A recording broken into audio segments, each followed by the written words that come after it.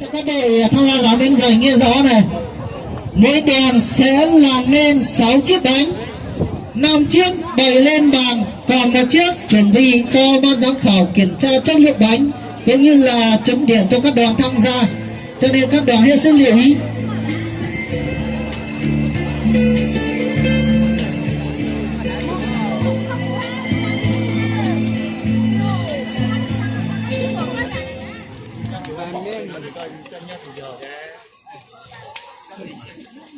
tới mà tôi đây có các con các cái tăng ừ.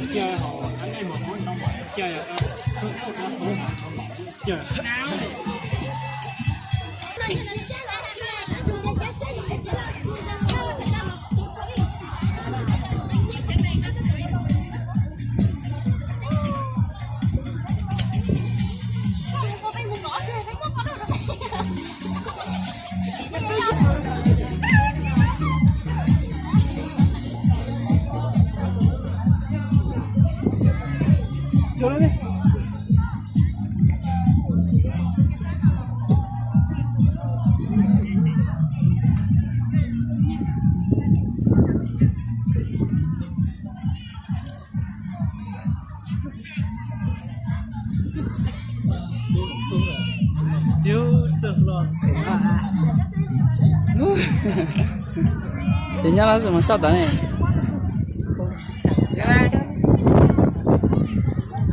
còn lúc lôi à? Có to à?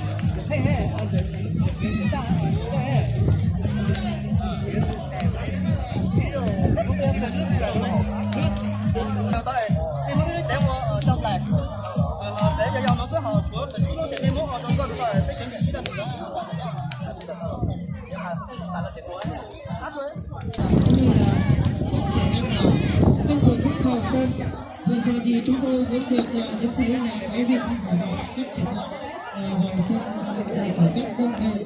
Một lần nữa đề nghị tất cả các huyện tham khảo vui làm cho kiểu thể lệ của ban tổ chức.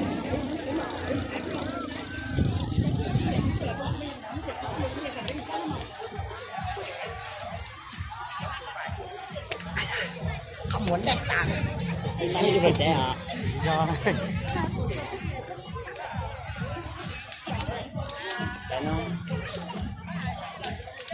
Đấy trận đấu thì mình tuổi có tuổi già rồi mình mới cho đủ ở trong người. Mà tôi chết lại nhé.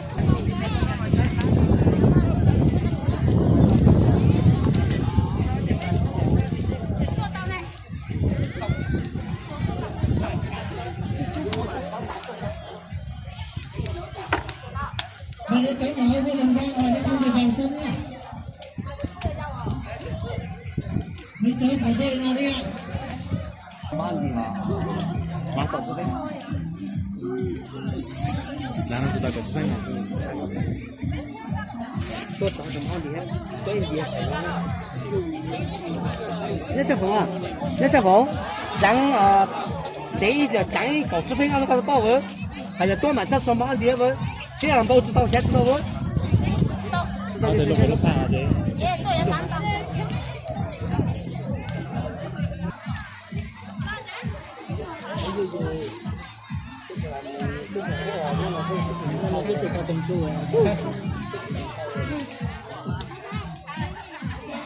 我整一下地luôn.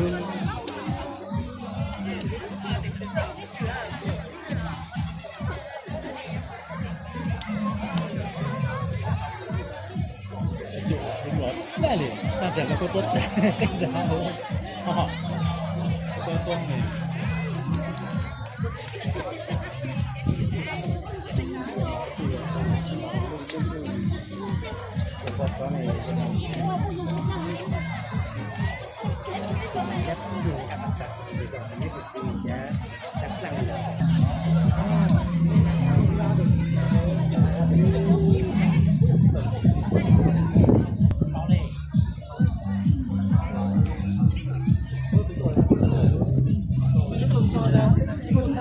我说的我体检啊。 nhưng nữa là gì có gì không nhóm nhiệm vụ sao vấn đề cho một ngày ngày hôm nay với một ngày khởi sân năm học này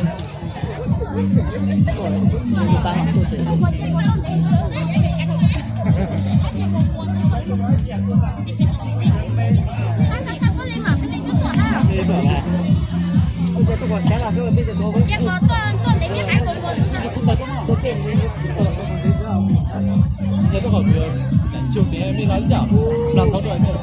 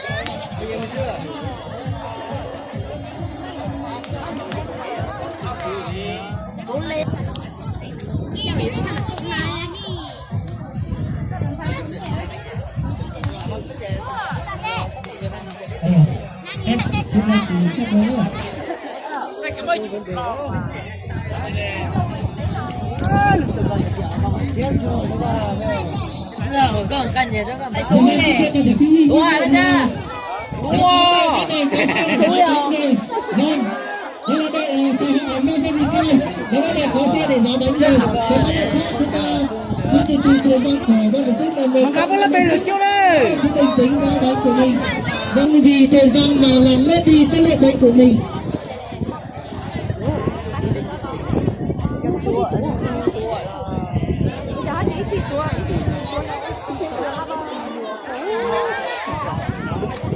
Vâng, như vậy là đã có hai đội có xe để giá bánh về. Các vị khán giả không có nhiệm vụ giá bánh bây giờ ra sao một chút, tại vì giá bánh là dùng rất là nhiều sức lực cho nên chúng ta đề phòng những trường hợp không may xảy ra, cho nên là đề nghị các vị khán giả không có nhiệm vụ vui lòng thì ta xem giá bánh của ban tổ chức.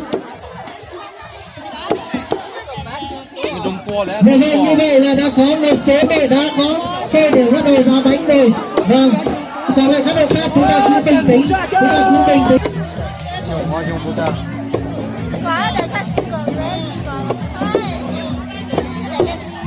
Hello, kính thưa toàn thể công viên, như tôi đã nói thì trước thì nội dung giá bánh dày là một trong những nội dung thi sôi nổi nhất trong những ngày hội trong các năm trước đây, cũng như là ngay bây giờ thì chiếc bánh dày của người Mông nó mang một ý nghĩa và thời gian rất là dài. Thời gian của ban tổ chức dành cho các đội là 120 phút. Bây giờ chỉ có thời gian chỉ mới trôi qua 30 phút mà thôi. Thời gian này chỉ mới trôi qua 30 phút mà thôi. Các đội hết sức lưu ý không vì thời gian mà làm mất đi chất lượng bánh của đội mình.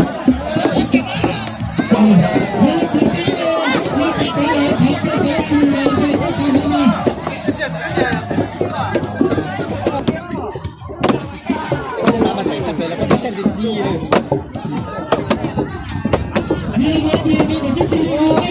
Thành ơi.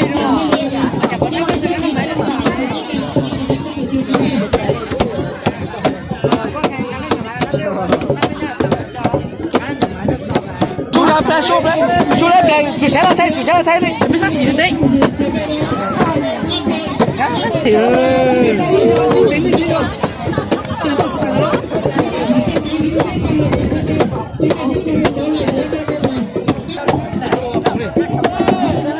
Chắc vào lúc ba.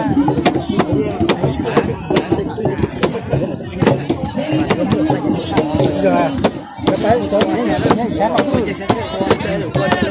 giờ sẽ vào tôi rồi. Giờ chắc không ngoài. Để tôi vào tôi giờ chắc tôi sẽ tự sửa.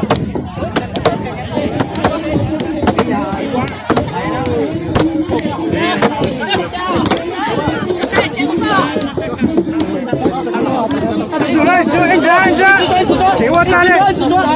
到个上，没开着，到谁？这一种单车你说，知道没有？人家知道没有？人家知道没？他就一种单车，这都一说。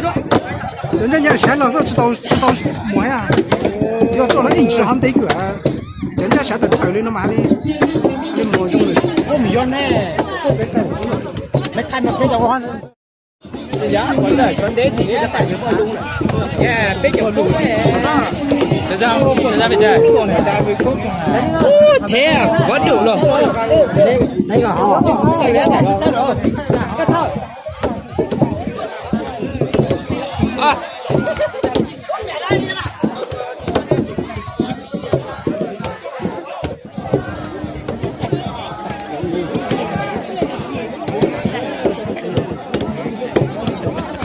我这还啥子拿对了？啊？我是东方人，我是二路，你看，我是二路文，我是二路文，知道多少路文？这个，那这就上，那就上，那就上，那就上，那个就上。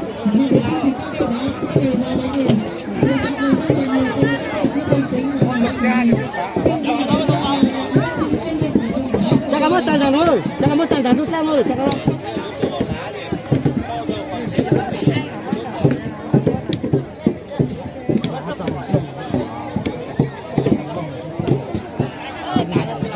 Belum habis susu, jangan belum ada.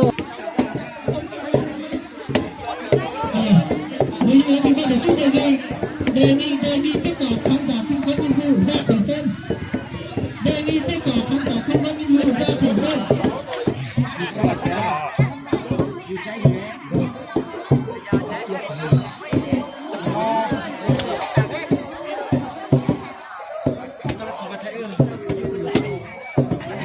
Tao thôi rồi.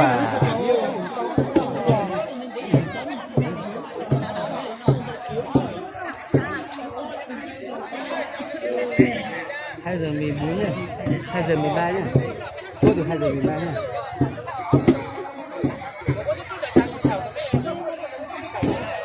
Cái này hùng báo của tao mà biết cái gì tao báo có được bao nhiêu là chua xỉu nhá, chua là tạt xỉu này, chua là bắt tao phải bao nhiêu này, chua xỉu là chua giờ tạt xỉu nhá.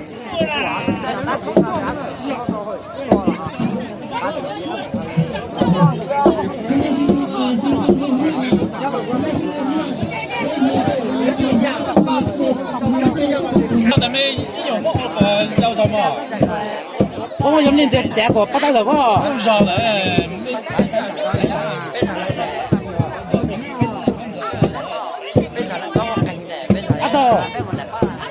Đó là lùi à? Muột thế hả? Dạ, muột đâu này? Muột sau cho nên chúng tôi cái mình đã nhìn thấy rồi.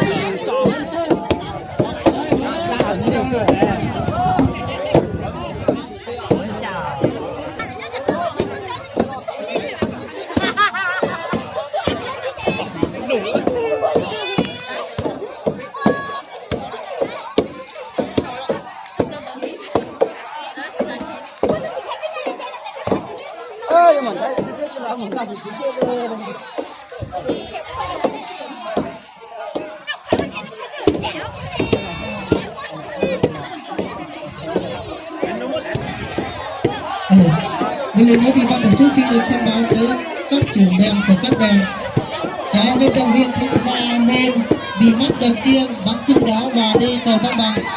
Chúng ta chuẩn bị các vận động viên tham gia ba môn thể thao này.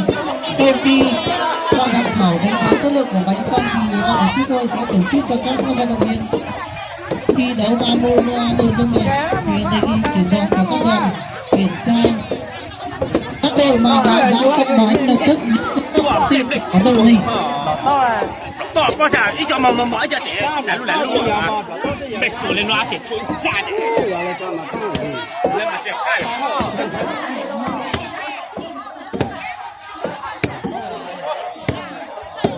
Nhiều sức để ra máy này, một người giữa anh ngập đá đấy. Một người chuyên vào này, hai người chuyên giá đấy à.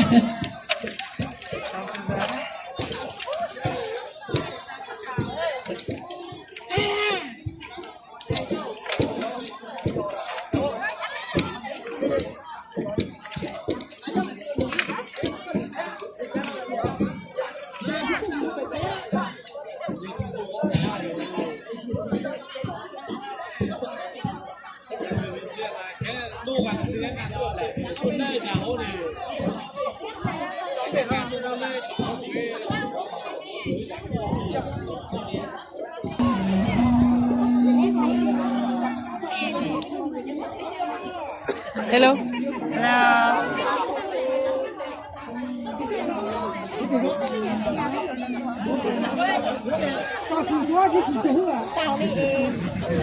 Chả nhầm mà chả tự nhiên thì chả biết chả gì này. Giờ này ta bị trùng chặt 8 tuổi nè.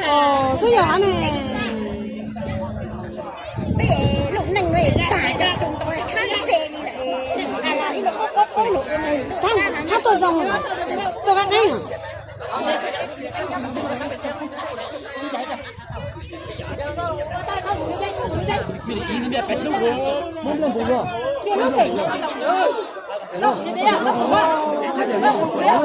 cái bốc tao lại bao luôn rồi bác. Mấy sai lúc tao bảo luôn. Bao luôn cho ta.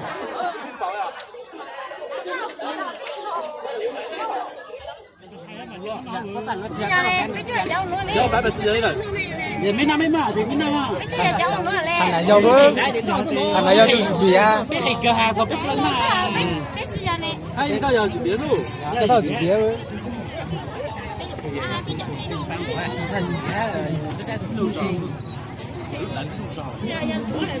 À tú á, bông chủ lùi rồi.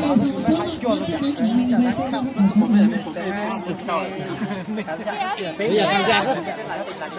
Chủ yếu là tham gia rất là trong kế lưỡi.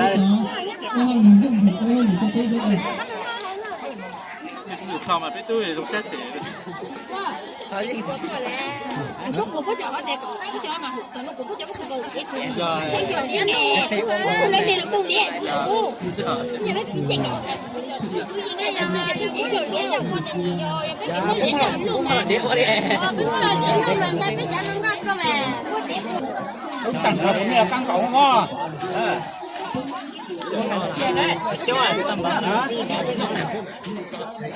Cần hạ quá. Đã cổng nhận không? Để nhau ba không chữ sẽ nhớ bao một phút chỉ có sẽ chỉ có ba nhìn giờ băng ra khổ cũng băng mà cứ là Như là mua đấy, để bao nhiêu tàu à? Ôi anh mấy phát đi ở đây xuống này. Nhưng mà cái là tàu kiếm nhiều tàu chó mà mình chơi tàu cũng không mà sai tàu tàu mình chỉ tàu nó vừa vừa cái hai đứa vừa vừa mình chỉ tàu đông cái là hai tàu bây giờ cũng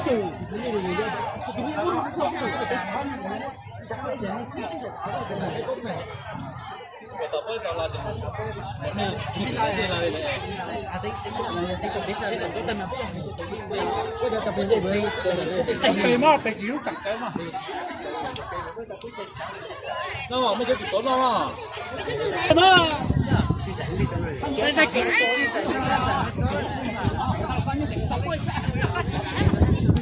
À, một thứ gì à? Sắp gì à? À gì à? Một thứ sao mà gì à? Sao mà gì à? Một thứ tao quên cái khẩu mà gì mất rồi.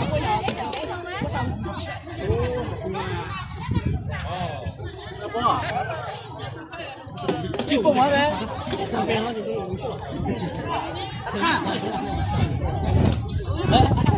都给这家抓，没听到吗？是吧？这给的。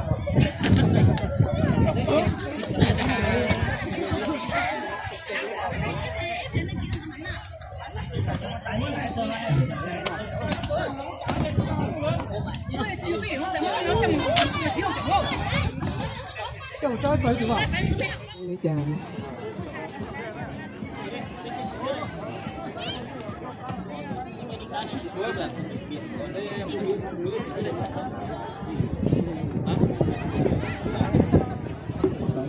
Cái mình sẽ dùng bột từ trái của tàu tỏi để tự là khi mình cho một chuông rồi cái chuối tàu rồi cái dùng ở cho được của cái mang rồi này của cái ít sử lốt mà giờ cái thì tiếp tục phải chừa sợ thì nó cũng phải chừa lâu để chúng có chờ tốt lát cho nên là cái ba là một của cái mua cho cái ba là một đi họ chừa cái của chừa lụt lâu hai chừa lụt lá rồi thì sẽ chỉ bao của hai mình có cho thay đổi cho lụt những lâu những cái khác một cái của thì chừa lụt lá ba chừa lụt lâu họ cho ao rồi cái nó rồi để tiêu bác chúng ta tiền là người hai chơi lụt và nói bây giờ cái chu kỳ của cái bóng ít rồi để trở nên lên nó đẩy cái lý do cái người xa để chuyển mình rất là mình dùng cái phạt và cả xe của ta được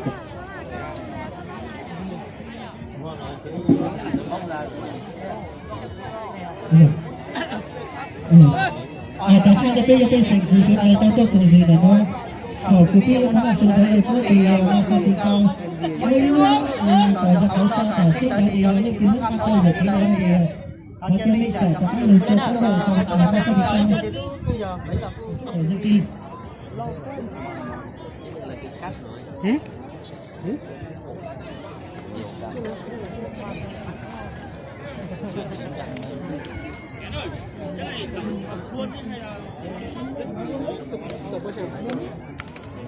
có bao giờ mà gạo thì nó chưa chín rồi. Nó mới có hạt gạo.